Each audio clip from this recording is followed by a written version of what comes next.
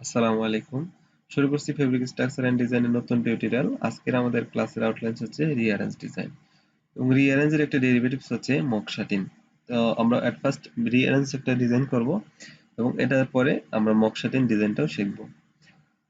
So আমরা at first 8x8 ঘরে একটা মোটিফ নিলাম এবং মোটিফের উইভ যে স্ট্রাকচার এটা হচ্ছে 4 আপ 4 ডাউন 8x8 ঘরে নেওয়া হয়েছে এবং এদিকে ওয়ার্পের সংখ্যা 1 থেকে 8 দেখানো হয়েছে এবং ওয়েবটের সংখ্যাও 8 দেখানো হয়েছে।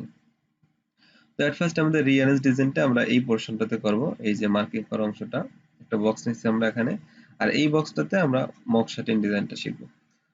তো এট ফার্স্ট আমাদের রিঅ্যারেঞ্জ ডিজাইনটা দেখি। রিঅ্যারেঞ্জ এই যে টানা সুতাগুলো আছে এই সুতাগুলোকে আমাদের পুনরায় অ্যারেঞ্জ করতে হবে। এই অ্যারেঞ্জের ব্যবধানটা যদি আমরা 1 রাখি অথবা 2 রাখি 3 রাখি আমরা যাই না রাখি না কেন এটা প্রত্যেকটাই একটা রিঅ্যারেঞ্জ টুইল হবে। সো আমরা এট ফার্স্ট এখানে আমরা ব্যবধান 1 রেখে এই সুতাগুলোকে আমরা টানার দিকে সাজাচ্ছি, অর্থাৎ টানা সুতাকে আমরা রিঅ্যারেঞ্জ করতেছি এবং ব্যবধানটা কত রাখবো আমরা 1 রাখবো। আমরা 1 থেকে ব্যবধান 1 রেখে 7 পর্যন্ত আসলাম। এখন আমাদের যেগুলো বাদ আছে এইগুলো আবার 7 এর পরে 2 থেকে শুরু হবে, 2 4 6 8 এভাবে আমরা ডিজাইনটা আমরা প্রতিস্থাপন করলাম। এখন জাস্ট প্রত্যেকটা ওয়েবের কি স্ট্রাকচার ছিল সেটা দিয়ে আমরা এই ঘরটা ফিল আপ করবো। অর্থাৎ 1 নম্বরে আছে 4 আপ, তো 1 নম্বরে আমাদের আছে 4 আপ 4 ডাউন, এভাবে আমরা প্রত্যেকটাই আমরা প্রতিস্থাপন করি।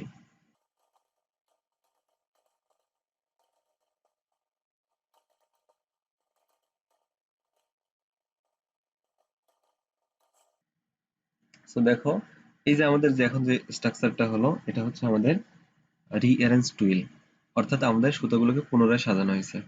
সো এখন আমরা মক-শাটিন ডিজাইনটা করব। মক-শাটিন ডিজাইনটা একটা রিঅ্যারেঞ্জ টুইল যদি ব্যবধানটা 2 হয়, অর্থাৎ রিঅ্যারেঞ্জ টুইলের ব্যবধানটা যদি আমরা 2 রেখে ডিজাইনটা করি তাহলে এটাকে আমরা মক-শাটিন ডিজাইন বলবো। সো 2 ব্যবধান রেখে আমরা এই ওয়ার্প সুতোগুলো আমরা এখানে সাজাই। আমরা মূল মোটিভ থেকে আমরা মক-শাটিনের জন্য আমাদের সুতাগুলো এখান থেকে সাজাবো আমরা।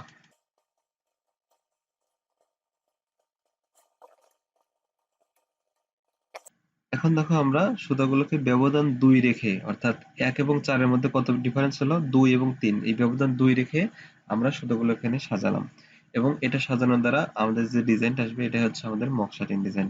তো 1 নম্বরে আমাদের এখন ওয়েভ স্ট্রাকচার গুলো আমরা ফিল আপ করি।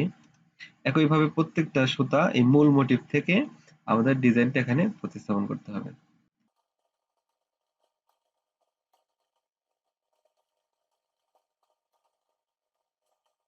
তো দেখো এটা আমাদের মক-শাটিন ডিজাইন হয়ে গেল। তো এইভাবে আমরা রিঅ্যারেঞ্জ টুইল এবং মক-শাটিন ডিজাইনটা করব। আশা করি সবাই বুঝতে পারছো।